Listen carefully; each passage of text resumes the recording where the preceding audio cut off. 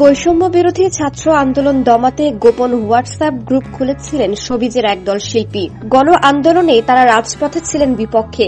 সেই শিল্পীদের একজন ছোট পর্দার জনপ্রিয় অভিনেত্রী সোহানা সাবা। গোপন হোয়াটসঅ্যাপ গ্রুপ আলো আসবেই এর সক্রিয় সদস্য ছিলেন এই অভিনেত্রী।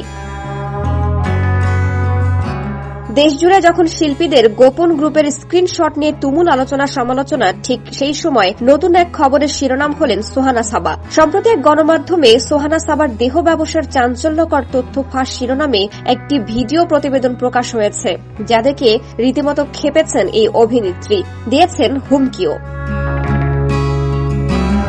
সামাজিক যোগাযোগ মাধ্যমে ক্ষোভ প্রকাশ করে তিনি লিখেছেন, দেশের একটি গণমাধ্যমের অনলাইন আমার বিরুদ্ধে 6 সেপ্টেম্বর একটি নিউজ করেছে যা সম্পূর্ণ মিথ্যা, ভিত্তিহীন এবং উদ্দেশ্য প্রণোদিতভাবে করা হয়েছে যাতে আমার সুনাম নষ্ট হয়। গত 20 বছর ধরে আমি মিডিয়ায় কাজ করছি এবং সচেতনভাবে কাজের বাইরে কোনো বিতর্ক বা আলোচনায় থাকতে চাই না। এবছরের শুরুতে একটি প্রতারণামূলক দল আমার নামে মানুষের কাছ থেকে টাকা নিচ্ছিল।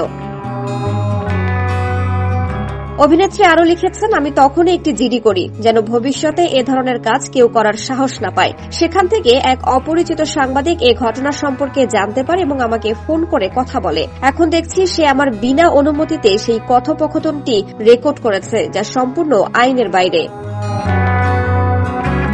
অভিনেত্রীর সম্মানহানির চেষ্টা করা হচ্ছে জানিয়ে তিনি বলেন, একজন নারী হিসেবে আমি সে সময় আমার সম্মান বাঁচাতে যে কাজটি করেছি সেটি এই অসময়ে এসে আমার বিরুদ্ধেই বানোয়াট নিউজ করে আমার রেপুটেশন নষ্ট করার চেষ্টা করেছে একটি বিকৃত হেডলাইনের মাধ্যমে। আমি তাদের শক্তভাবে বলতে চাই, নির্দিষ্ট সময়ে প্রত্যেকটি নিউজ ডিলিট না করলে আইনানুগ ব্যবস্থা নেওয়ার হুমকি দেন সোহানা সাবা।